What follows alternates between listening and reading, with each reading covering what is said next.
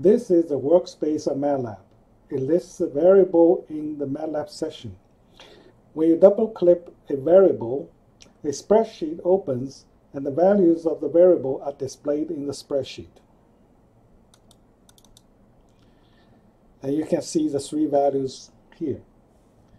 You can modify the values or copy the data to another spreadsheet such as Excel. And this is very handy.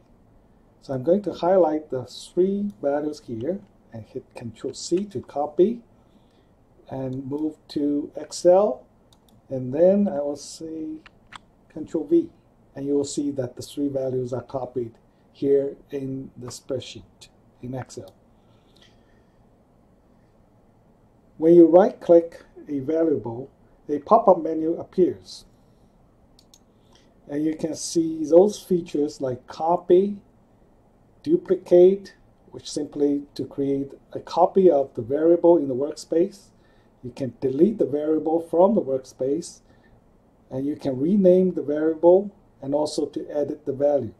And in this case, you can edit it in the workspace instead of the spreadsheet.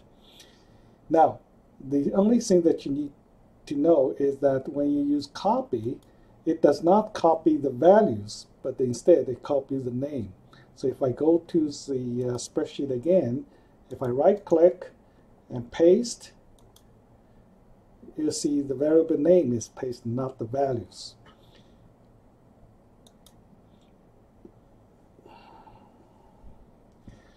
You can import data directly to Workspace from a data file.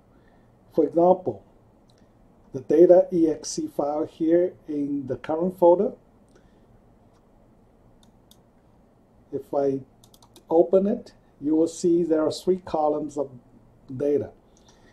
And if we can use the import feature to load the data to the workspace. So in order to do that,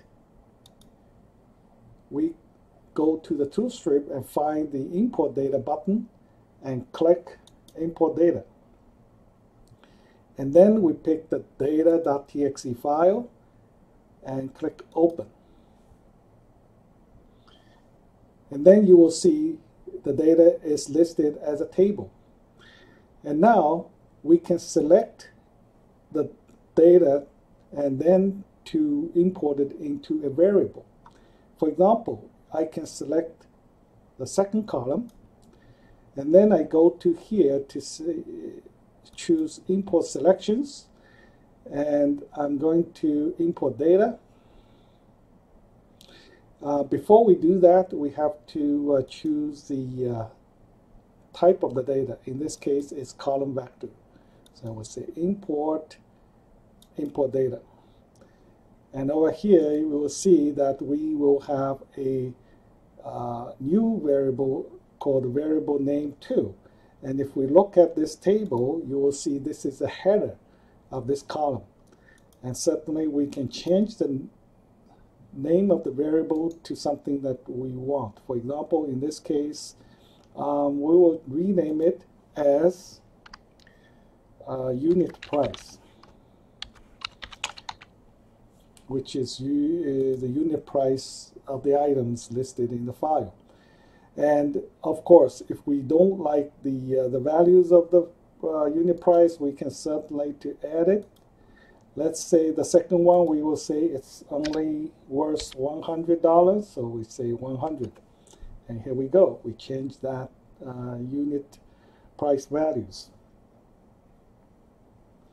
So you can actually save the data, for example, the unit price, to the current folder. In this case, we say save as, and then we just give it the name. In this case, we can choose the same name as the variable name and hit save. And you will see that the data is saved in the current folder. And if I select it, you should be able to view the details of this variable file.